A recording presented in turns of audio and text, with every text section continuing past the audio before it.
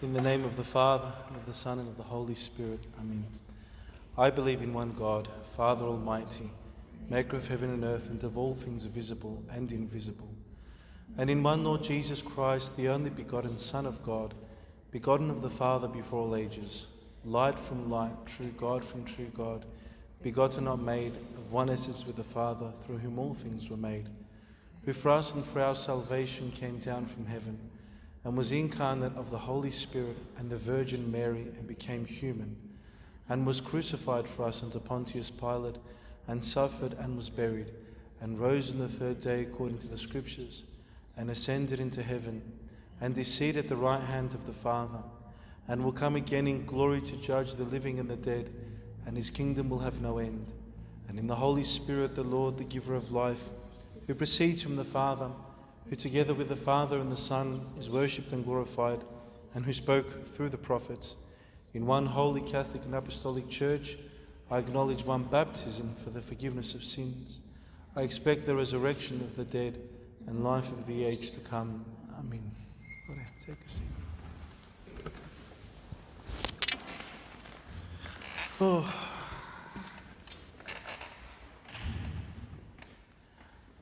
How are you all? Looks at the film. Well, thank God. Can't complain. Can't complain. Yeah. So, tonight's talk is inspired a little bit. Is inspired by a quote that someone sent to me, which is from Saint Silouan the Athonite. And that quote, asking me to expand more on the meaning of this quote. It says here, "The Lord has given the Holy Spirit upon the earth, and in whomsoever he dwells, that one feels paradise within himself." You might say, why hasn't this happened to me? And the answer is, because you have not given yourself over to the will of God, but you live according to yourself. So,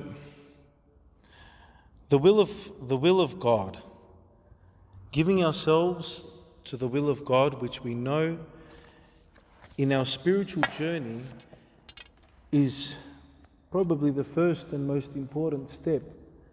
And sometimes it's the most difficult step, because there's a lot of things inside us that we don't even realize are contrary to the will of God. And we could say that a lot of our spiritual growth is discovering within us what the will of God is for us, which path to take. Today we celebrate the nativity of our Panagia, the birth of our Panagia. And we celebrate it, and we have it as such as a great feast, and all the feasts of Our Lady. And we honor her so much precisely because she was a perfect example for us of how to entirely submit to the will of God. It would have not been easy for her to hear the words of the archangel that she was going to bear a child and not understand this whole mystery of what was about to happen to her. She didn't understand it. But because she had in her what we call perfect obedience to the will of God, she was able to subject to it. And so we have that powerful response that comes from the mouth of Our Lady, which is, "Behold, the maidservant of the Lord, let it be to me according to his will," according to your will, meaning God's will.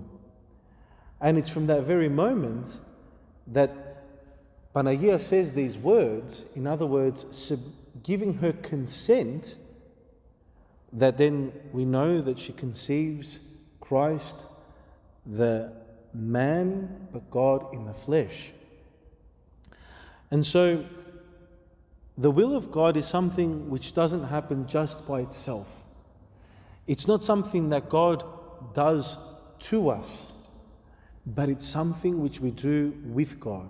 It requires a cooperation. It requires us working with God so that His will can work within us. And we say this all the time. We say this all the time in the prayer, Our Father. We say, your will be done on earth as it is in heaven. And so we ask ourselves, what is God's will? And we know that in a very broad and simple sense, God's will is only one thing. God doesn't have many wills. He only has one will. And that one will for us is that we be saved. That's all. The will of God for us is how will we, or for us to be saved, but what is required for us is how will we be saved. Our question is the question that the young man said in last week's Gospel. Lord, what must I do to be saved? Okay? What do I need to do? And Jesus says, what are the commandments? And he says, you know the commandments, you shall not steal, you shall not be jealous, honor your mother and your father, you shall not commit adultery, and love the Lord your God, all these things. And the young man says, but I've done all these things from a very young age. I've kept these commandments. So in other words, this person was, ethically, he was a very good person from an ethical perspective. But then he says, you're lacking one thing.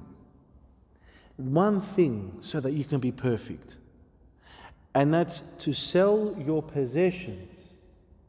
Sell your possessions and distribute your money to the poor and come follow me. Okay. So, two things that we see from what Christ says to the young man. Sell your possessions. In other words, get away from that which possesses you. That which you're possessed from. And in this instance, it was for the young man, it was his money. For someone else, it might be food.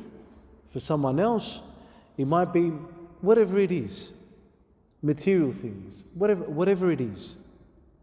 And the second thing is not just staying away or getting rid of your possessions, okay, but come follow me. Following Christ, or we're able to properly follow Christ when we're able to leave behind us the things which possess our heart. The things that are deeply rooted in our heart a lot of the times and stop us from coming closer to Him. Not that Christ doesn't want to. Of course He wants to come in our heart. But that can't happen when our heart is continuously interrupted by something which doesn't involve Him. And so, when Christ comes into our heart, when we make room in our heart for Christ, when we're able to sacrifice that which possesses our heart, then we begin to experience what we read in that quote of having paradise, experiencing paradise within us. The kingdom of heaven, Christ says to us, is within you.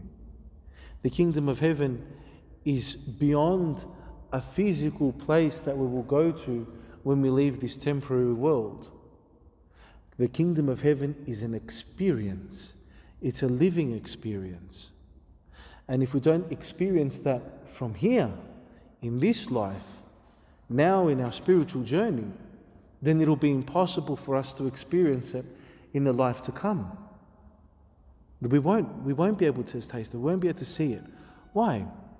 Because inside us, our soul wants something different. Our soul is thirsting for something else other than God. And because our soul is thirsting for something else other than God, it becomes impossible then for us to experience God in eternity. Why? Because our soul is eternal. Okay? Our soul will never stop being alive in the sense of, in the spiritual sense. And that for us will become a living hell. because we will be in the presence of God, because God is everywhere present, even as St. David the psalmist says, even in the depths of hell. But we won't be able to experience that presence, because inside us our soul will be desiring something else. It will be wanting what it no longer can have. And that's why it's so important, and the fathers of the church tell us, it's so important for us to break our passions, to get rid of our passions. And if our passion is, for example, eating, okay, that's what our soul would desire in the life to come. But how will we feed our soul if we don't have a body? If our passion is buying beautiful brand clothes, so that we can adorn ourselves, how will we do that in eternity when we no longer have a body to adorn ourselves? Okay, if our soul is greedy and continually wants money, will there be money in eternity? There won't be. And that's why there's the fathers say that a lot of the things that we do, if it's not directed to Christ, then it's meaningless. So if we do fasting, if we stay up late at night and do vigils and all these things, even if we abstain from purity, from lusts, even that, it'll mean nothing if Christ isn't in our heart. Because the fathers of the church say that the biggest ascetic that there is the devil. The devil is the greatest ascetic. From fasting, he never eats. He never sleeps. He never does all the things that a lot of the times possess us. He's the biggest ascetic. But what's missing in the devil is the light. He's absent of the light. That's why he's full of darkness. So it serves no purpose if Christ is not the center of all of that. And here I just wanted to share a few things that's written in this book, which is called Ascending the Heights, which is pretty much a very simple summary of Saint John of the Ladder's book, The Ladder of Divine Ascent. If any of you have read the Ladder of Divine Ascent, there's what we call a layman's guide, so a very simplified version of that book. And he says here, St. John of the Ladder introduces the 26th step by saying, among beginners, discernment is real self-knowledge. It's called discerning God's will in our lives, for our lives. Among those midway along the road to perfection, it is a spiritual capacity to distinguish unfailing between what is truly good and what in nature is opposed to good. Among the perfect, it is a knowledge resulting from divine illumination with which its lamp can light up what is dark in others.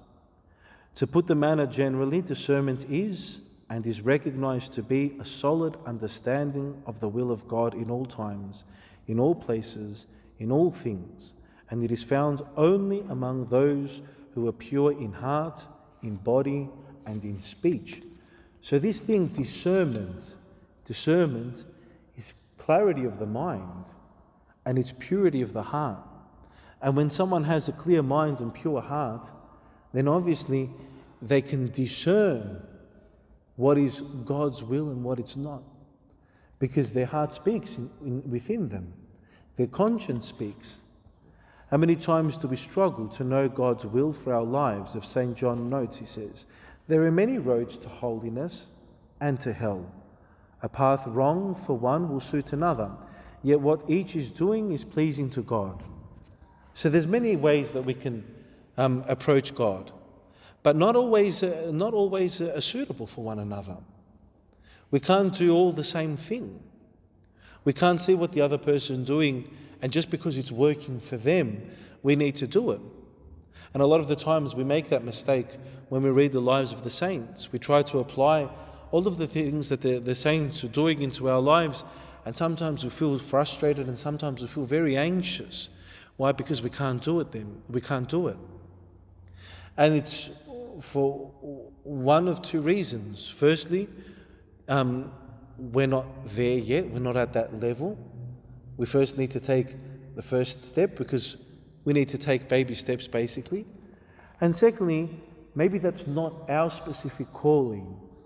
It's not our calling, for example, to be an ascetic and go out into the wilderness and to fast or go to a monastery.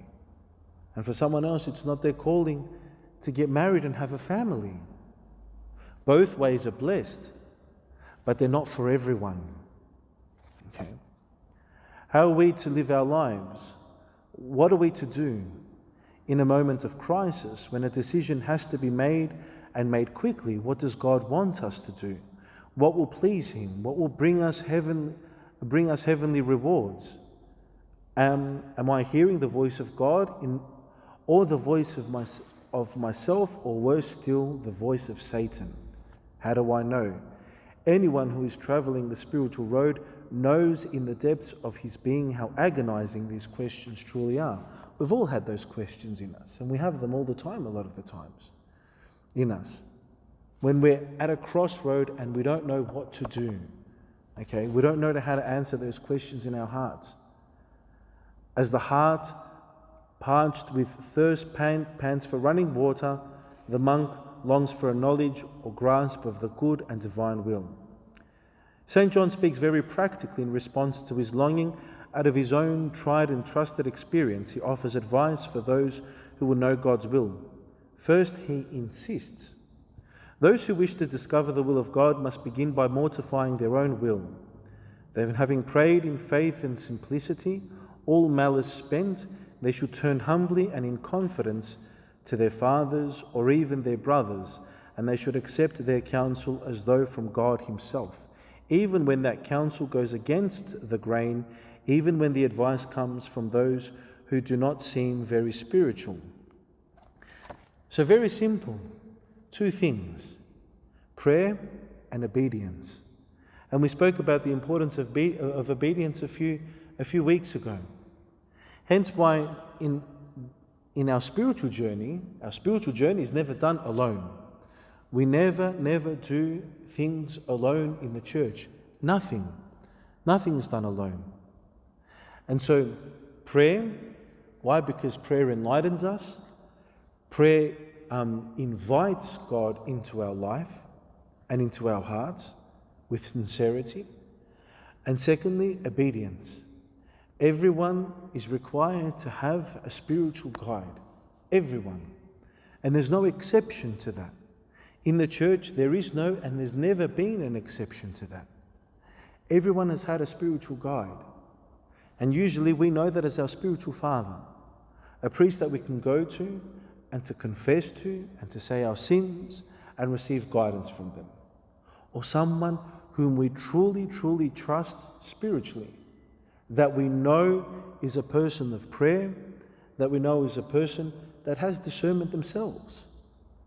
And to trust that. And see, St. John Climacus says, even if we don't think that that person is so spiritually advanced. So the church is given the responsibility to certain priests to be spiritual fathers and spiritual guides. And for us it's very simple. We don't know what to do.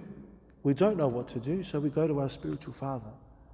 And we ask our spiritual father, what should we do in this situation? Because I don't want to do my own will. I want to cut my own will. Okay? And I certainly don't want to do what the devil requires or wants me to do. And I want to make sure that I follow God's will. And a lot of the times we might even have a temptation inside us and say, what if he's wrong? What if what my spiritual father has said is wrong? But when we do it out of goodwill, even if they are wrong, God always has His ways of redirecting it and making it into something right. Always has His ways. Okay? There's only very few or small, very few circumstances when we don't do obedience to our spiritual father, but that's besides the point. Okay. But when we say we're going to ask our spiritual father something, sometimes we can't make a mockery of that either. For example, we're not going to call our spiritual father and say to him, listen, I want to buy a new car and I don't know whether to buy the red one or the black one. Here our spiritual father is going to say, and whatever he says, we deserve what he says. But we're laughing because these things actually happen. Once a priest said to me that someone called him and said to him, where's the best position to put the baby's cot in his bedroom? Things like that. These are obviously not questions that have to do with our salvation. Okay? What we're interested in, all of us, when we have these conversations, is it detrimental to our salvation? And if it is, then we need guidance on it. We need discernment. We need to learn how to be obedient. And through obedience, we need humility to grow. Okay? And we trust that God is speaking through the sacrament. And this is very important to understand. That God is speaking through a sacrament at that moment. And confession is a sacrament. We're calling upon the Holy Spirit to enlighten the one, who is confessing and the one who's listening to the confession and offering the spiritual advice, because it might not exactly be in confession. It doesn't always have to be in confession. Okay. Other people, for example, I remember in the life of Saint Iakovos of Evia. Saint Iakovos of Evia had as his spiritual mentor and guide his mother. It was his mother, that his whole life and the counsels of his mother that directed him in his spiritual journey. Okay, and that helped him.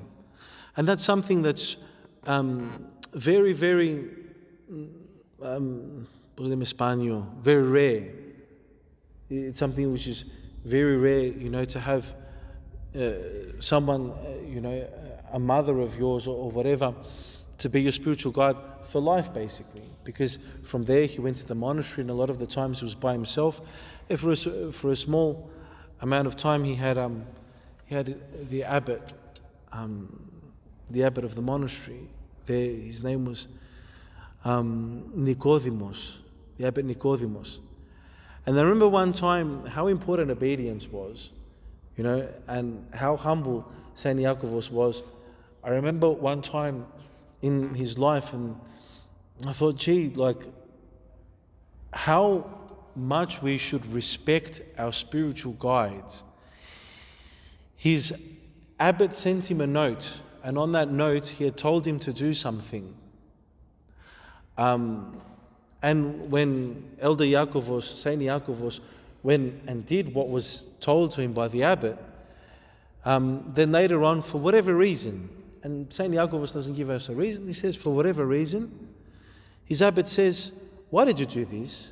Who told you to do this? And when Elder Iakovos said, I got a note, or he said to him, I was just following your instructions. You told me to do this. And he says, no, I never told you to do this. And as soon as the abbot said, I never told you to do this, he didn't try to argue his way out of it. The first thing that he did is he went to his cell, and he took that piece of paper that the abbot had written on it, even though he had evidence to show him, and said, yes, you did tell me to do this. He took that little piece of paper and he burnt it. He burnt it so that, he wouldn't humble his abbot. He would rather humble himself. And it's also very important that when we're seeking true spiritual guidance, not to do what a lot of people do. And that's, we want, within us, we want to do something, we want something, and so we think to ourselves, I'm going to ask a spiritual guide. Okay, I'm going to call and speak to a priest. And we call the priest, and the priest says to us, maybe it's not good that you do that. It's not best that you do that. Okay? Do something else, or do it this way. And we think to ourselves, okay, but that doesn't satisfy me 100%. Maybe I should call another priest and double check and make sure. So I call another priest and I give him the same situation, and he tells me to do something else. And then think to myself, okay, he said this and this person is saying that. Okay, so let me just double check and call someone else and make sure, and see. And I'll then use it as God's will. Okay? And that, it doesn't work like that. And these things seem very funny to us now and we're laughing, but they're actually very real. And people do those types of things. When we have prayer inside us and we approach a certain situation with prayer and with faith that God will give us an answer, okay, we need to accept that, and humble ourselves to that and say, this is what God is asking me. I will trust that God is speaking through this answer. God's words must be carefully examined in order to be understood. He recognizes that it is easy for us to say that we want to know God's will, when in fact we really only want our own will. It is also easy for us to convince ourselves that what God wants is what we want, and then to imagine that our voice is the voice of God. This deception leads us to hell. Once we have confused our voice with God's, we are easy prey for the devil. Humility, the recognition that our own will is confused and confusing, is the necessary prelude to knowing the will of God, to keep us from playing games with our souls, and to ensure that we are totally humbled before God so that we can be guided by Him. St. John suggests that we make no decisions without advice and agreement from others. Do nothing without a blessing. This blessing may be obtained from our Father Confessor, from the writings and examples of the saints, and that's why we read the lives of the saints, so we can have examples, or from our spiritual brothers and sisters. And he says here, God, after all, is not unjust. He will not lead you astray. The souls who trusting and guileless yield in lowliness to the advice and decision of their neighbour. Even if those consulted are stupid, God immaterially and invisibly speaks through them, and anyone who faithfully submits to this norm will be filled with humility. Filled with humility. And it's absolutely true what he's saying here. Absolutely true once you're able to experience that. Another thing is, it's, I guess in the first step, because sometimes we talk about, very personal and deep things. But I noticed that probably one of the biggest problems that we have is we like to pick and choose what we're obedient to, okay?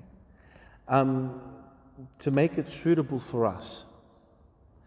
Now, the first thing that Christ has given us, or the reason why Christ came here on earth and did everything that he did for us, was to establish his church here on earth. And a lot of the times we don't understand that the church of Christ, the church that we belong to, is Christ himself.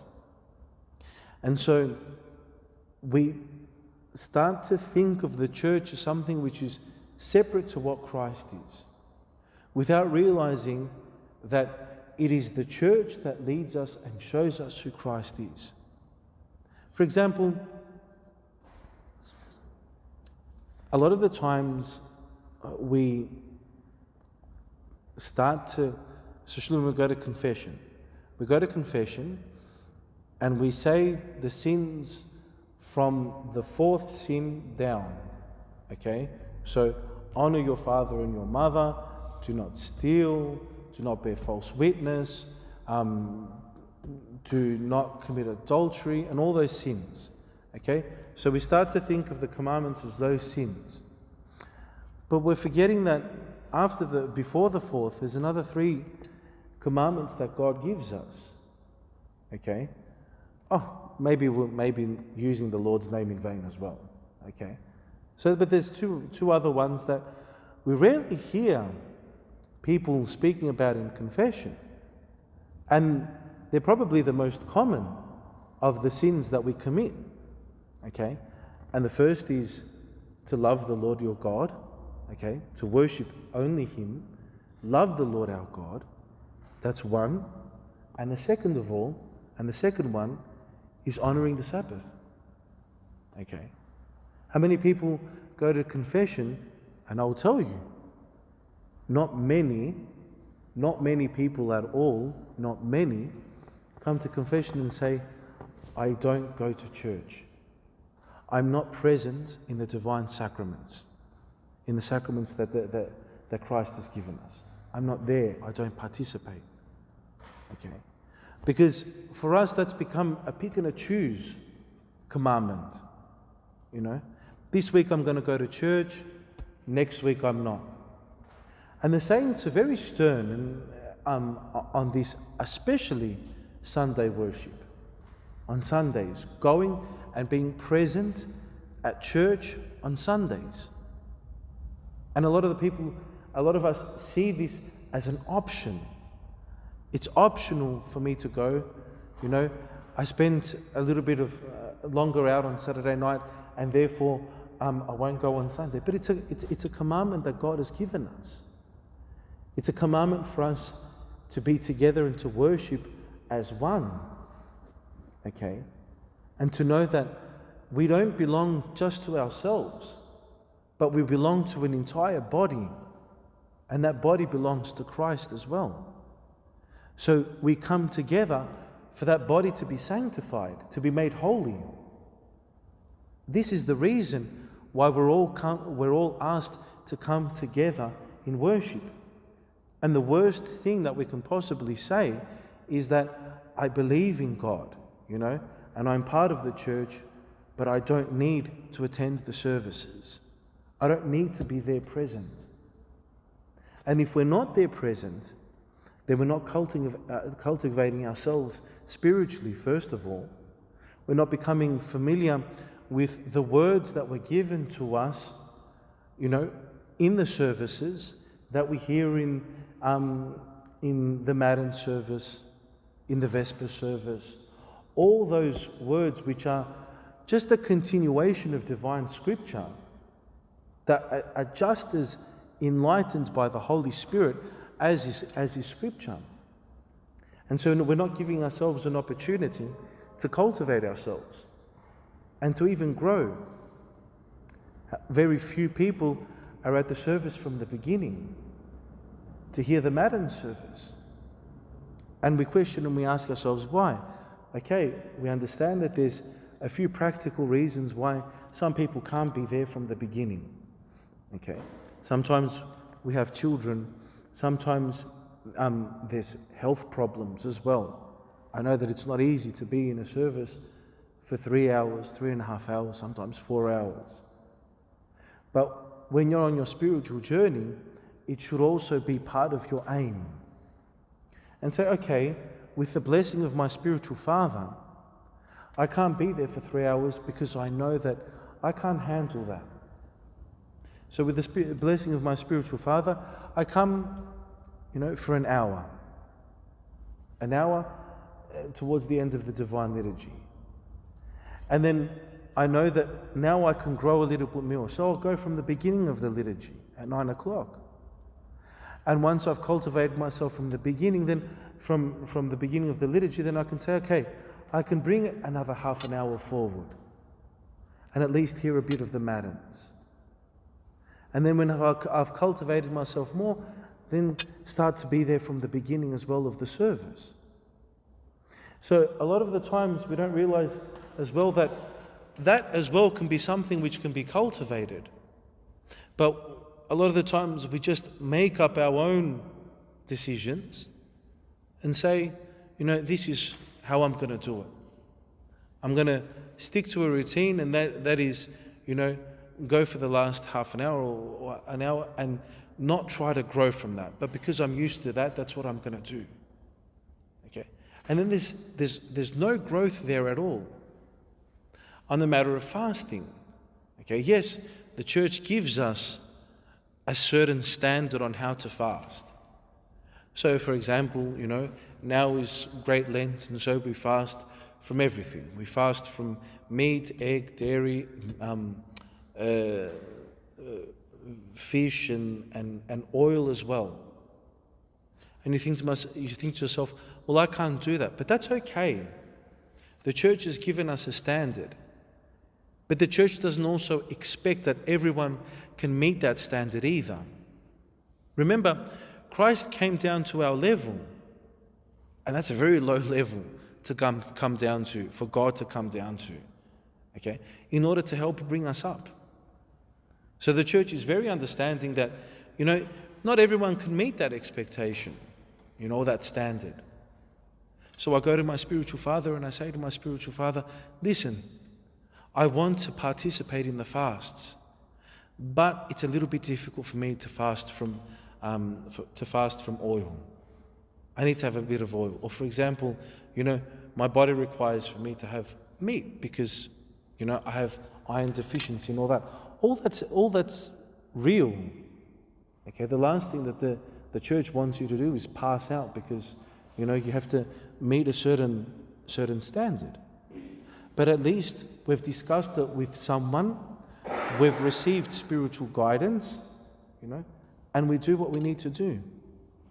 Sometimes we do things, which we think are holy but are not. How many times do I need to say to old people, you don't need to fast anymore. You can't fast. Okay? Your body cannot handle it because the doctor has given you 30 tablets to take in the morning, and to have those 30 tablets, you need to have breakfast. And so many people, because they've got it stuck in their head that they need to fast in the morning to receive Holy Communion, or they need to fast on Wednesday and Friday, they will abstain, they will not have Holy Communion because their body can't handle anymore doing the fast that they did, and because they need to take medication. That's a temptation from the devil. Okay? Again, we're not showing obedience. To understand that, okay, I can't do what I used to do when I was younger. I need to be obedient to my doctor. Okay? The doctor of my body, but also the doctor of my soul. And he's saying to me, eat. Have your breakfast so that you can have your tablets and also come and receive Holy Communion. It's not a sin. And so many people find it so difficult to understand this. They find it so difficult. Father, I can't do that. In one way, I admire the reverence that they have to the sacrament. But from another perspective, without them wanting to, but they're falling into the devil's trap. What's more important, fasting or the sacrament of the Eucharist? Okay, and we know that we need the Eucharist. We know that we need it. Fasting is just a means. It's just a means. Okay, it's not what sanctifies us, but it's what helps us bring us to sanctification. Some of those trying to discover the will of God abandoned every attachment.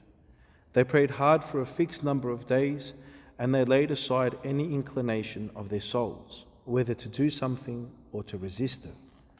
In this way, they figured out what God willed, either through some direct manner of intelligible communication from Him, or by the complete evaporation from their souls, or whatever it was they had proposed to do so.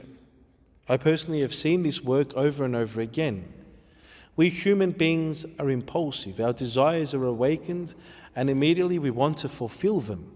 Usually, if we say no to our immediate desires to do something, they fade away and are replaced by desires for other things. If we detach ourselves from that which awakens our desires, they tend to go away. This is especially true if we submit ourselves during this time to a strict regimen of prayer and fasting.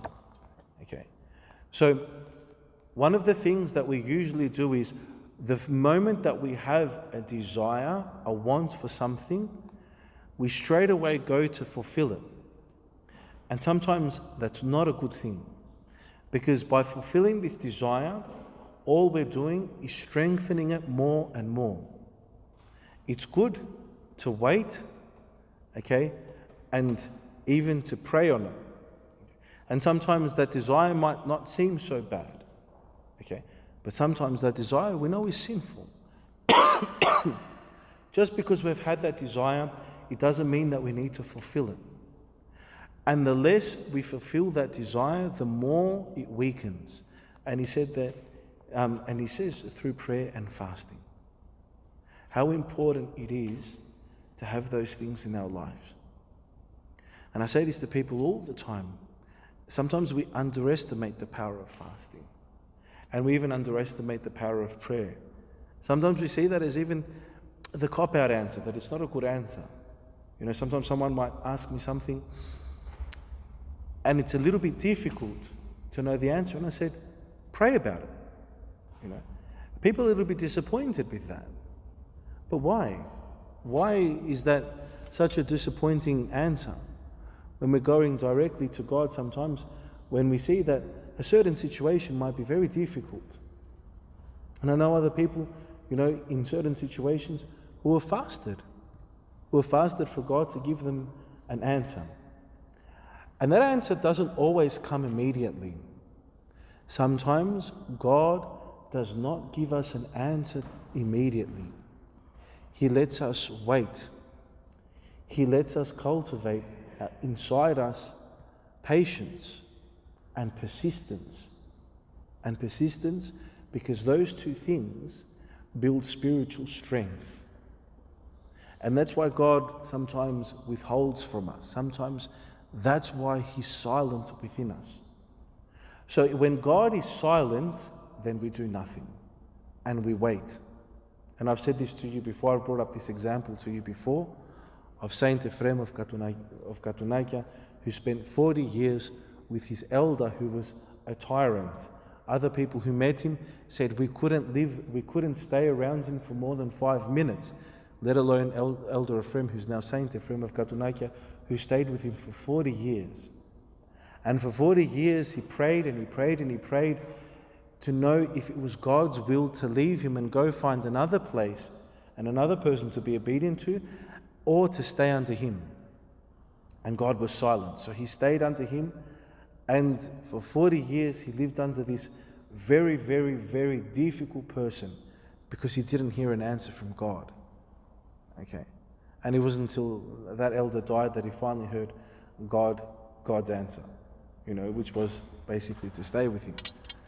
So a lot of the times we have to be patient as well, you know, and we can't expect, and we shouldn't expect, God to speak to us then and there and to give us an answer, or even for that answer to come, you know, through our spiritual father, because there are situations where even our spiritual father will say to us, this is something which we need to pray on. This is something that we need to wait for God to intervene and to speak to both of us. You know, so for a number of days or whatever it is, they might pray together, each separately, but pray for this specific reason, until God does eventually speak, you know, to them. So things don't always happen straight away. Does anyone have anything to ask or say? No? I just have a question. It's Yes. really relevant, but the Sunday service, is there just one for the whole day in this church? Yes. Yes. Usually on Sundays there's only one service that's performed, that's done in the liturgy. That's done in the morning, I meant to say. And the reason why is because the liturgy cannot be performed more than once in a day by the same person and on the same altar table. Yeah. If there's a second priest, like for example, during COVID,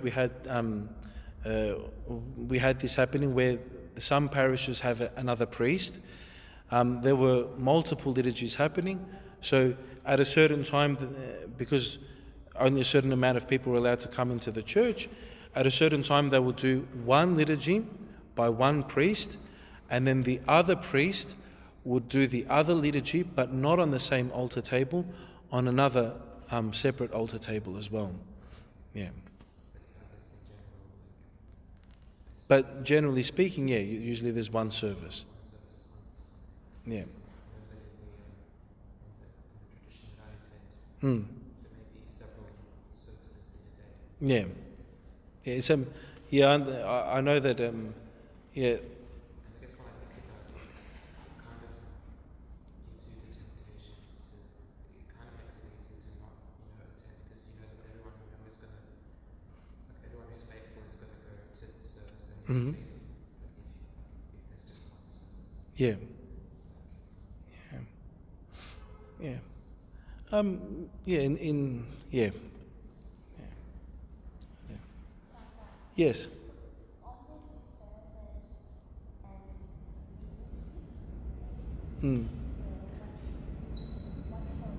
Watchfulness, yeah. If you don't have much discernment, or you are trying to cultivate discernment, what is the best way to practice the mixes at the same time? Or can we like, especially just personally, a lot of times when thoughts come up, may not have a straight answer on good or bad. And obviously that take years to cultivate. During that time, what's the best way to do that? Yeah. Yeah, so what's the best way to cultivate nipsis, which is watchfulness and discernment? I guess it's pretty much what we've been saying, all the things that we mentioned tonight, that watchfulness, having a watchful mind is all part of obedience to Christ's church, to everything that the church has given us. And part of that, as I said, and a very important part of that is our spiritual guide, our spiritual father. They'll help us a lot. And sometimes it's not always practical to go to them, but we have very practical means. And if we feel as if our thoughts are too much for us, then sometimes all it takes is a very simple phone call to them, to say those thoughts, to say what's troubling us, and even though there might not be an immediate answer, at least to say that. And sometimes by exposing and saying our thoughts, we see that they're weakened. And if they're weakened, we know that it's just a temptation. It's a temptation from the devil. But if they persist and they grow, there's a certain reason, and I mean, depending on what it is, obviously, every situation is different. Yeah.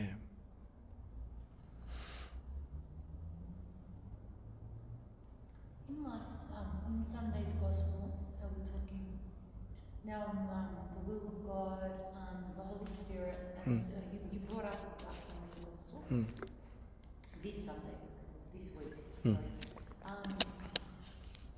I can't remember what it was. Christ says, if you want to enter into life, keep the commandments.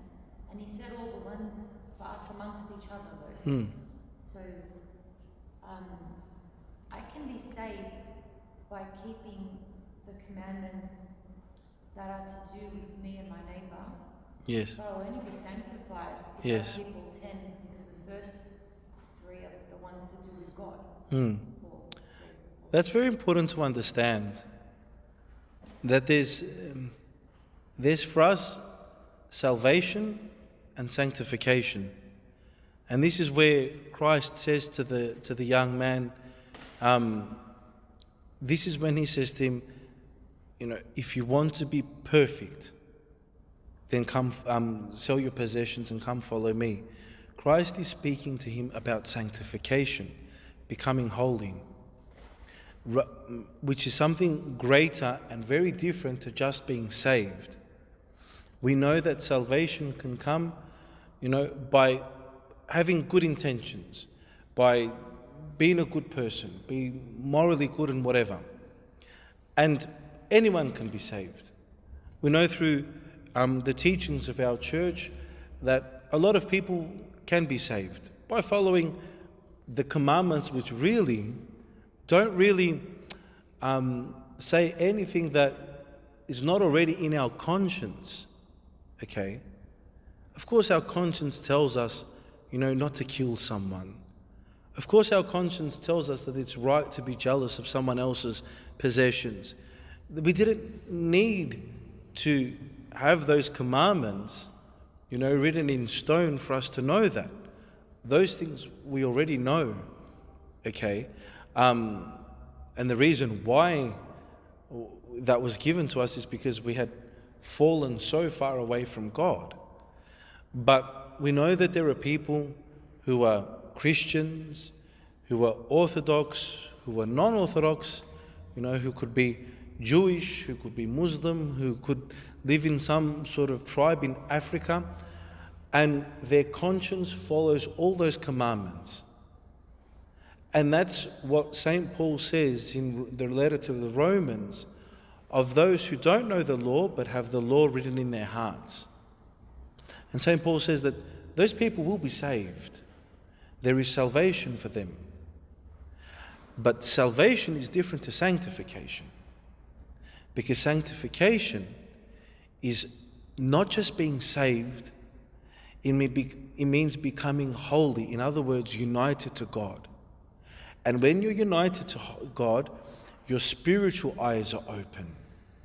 You begin to experience something very different to just being a good person. There's something inside you that, you can't even describe this in human terms, that you feel. It's like this burning flame inside you that you feel, this excessive love for God, okay? Love for Christ. And so that's why those certain saints, just by saying the word of Christ, saying his name, Christ's name, okay, they couldn't say it without crying, without weeping when they said the name of Christ. That's when you know that someone is living that state of what we call catharsis, cleansing. Okay?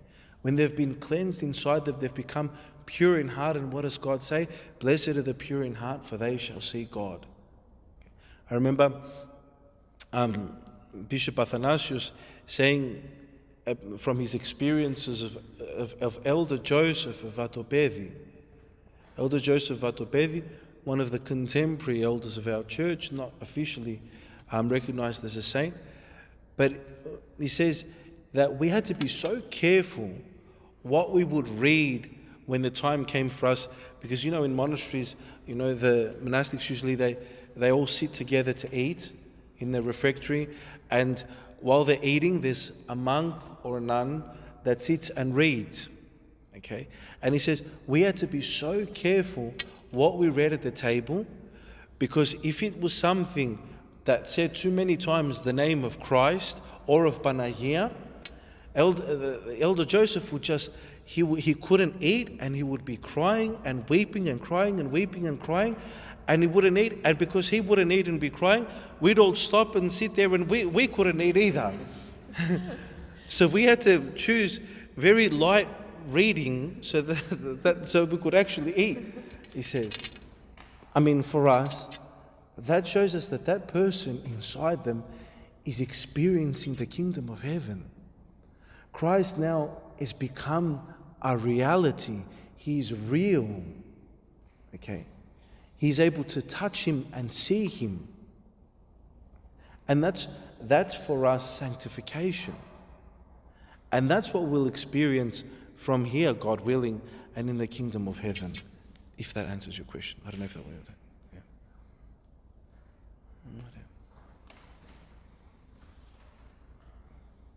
Yeah. Anything else? Yes, Panayoti.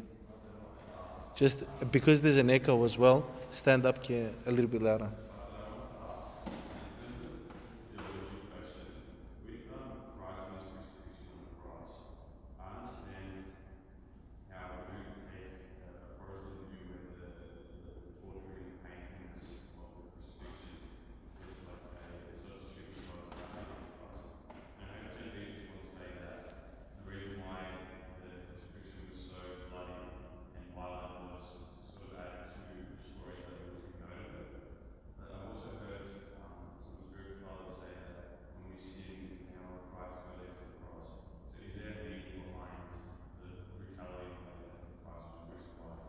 Yeah, absolutely.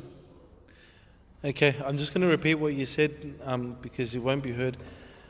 So, is there a meaning to the brutality of Christ being crucified?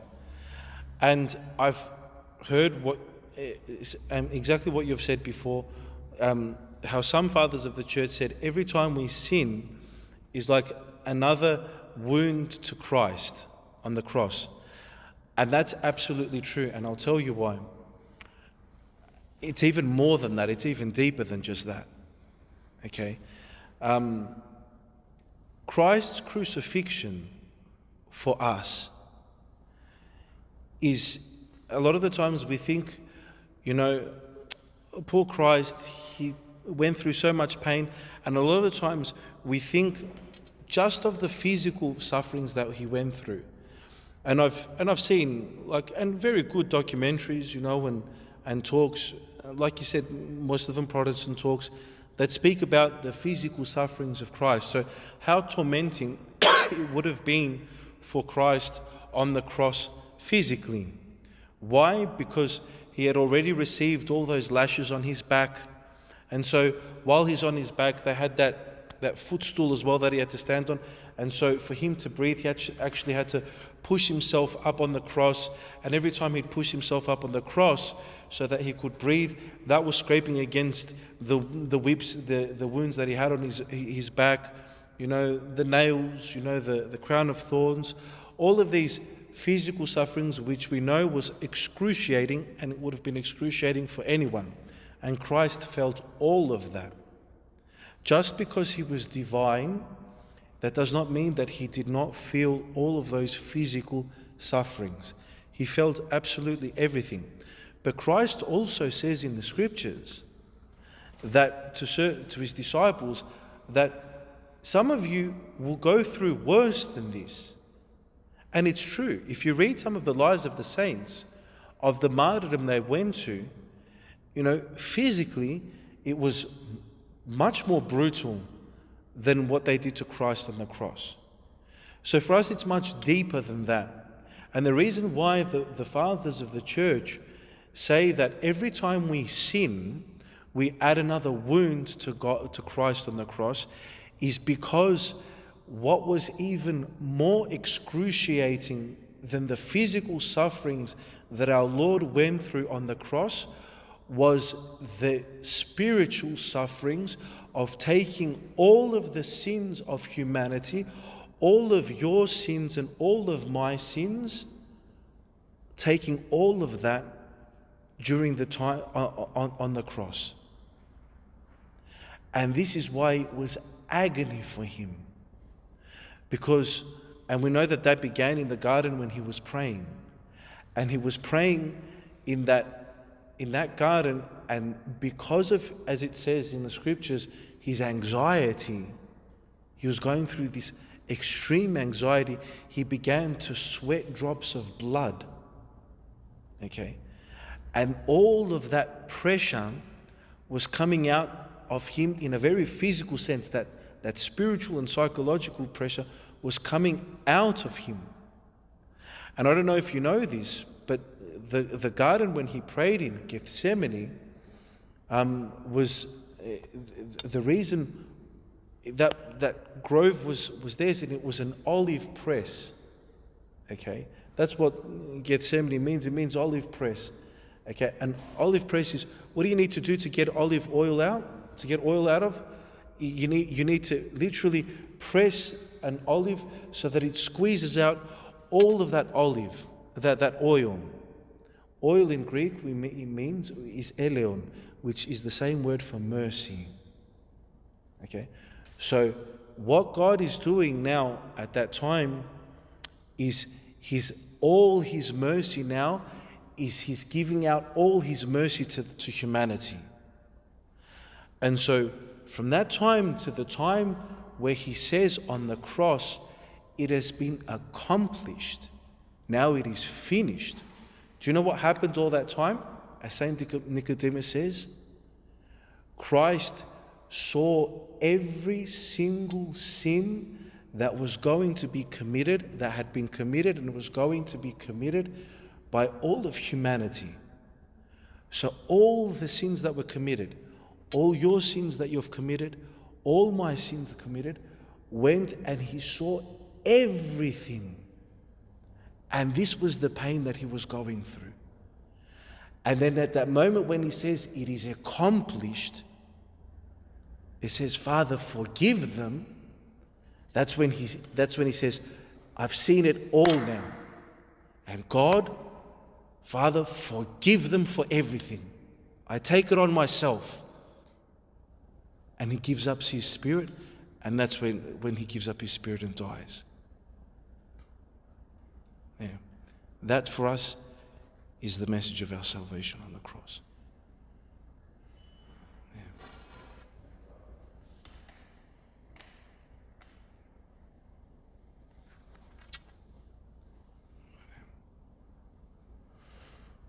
Anything else?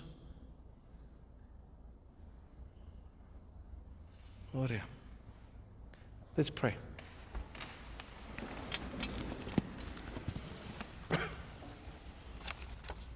Christ, the true light who enlightens and sanctifies everyone who comes into the world, imprint your light of your countenance upon us in order that we may see your unapproachable light. Direct us at every moment to the works of your according with your commandments, through the intercessions of your pure mother and of all your saints. Through the prayers of our holy fathers, Lord Jesus Christ, our God, have mercy on us and save us. Amen. Beautiful.